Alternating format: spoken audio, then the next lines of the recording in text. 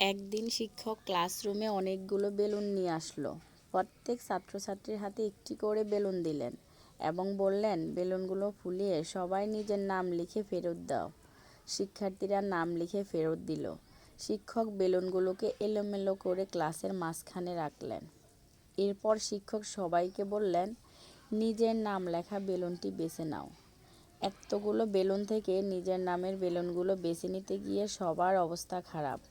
দুই একজন খুঁজে পেল, বাকিরা হাতড়াতে লাগলো, খুঁজে পেল না। তারপর শিক্ষক বলল, তোমরা যার যার সামনে থাকা বেলুনটি তুলে নাও, তারপর সেখানে যার নাম লেখা আছে তাকে ফেরত দাও। এবার দেখা গেল অল্প সময়ের মধ্যে যার বেলুন তার কাছে পৌঁছে গেল। সবাই আনন্দে মেতে উঠল। শিক্ষক তখন বলল, পৃথিবীতে সুখ ছড়িয়ে আছে ঠিক ওই বেলুনগুলোর মতো।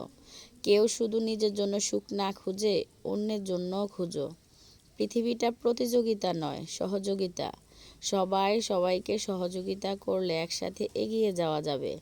সুখ আনন্দ ভাগাভাগি করতে পারলে সবার জীবন সুন্দর হয়ে উঠবে।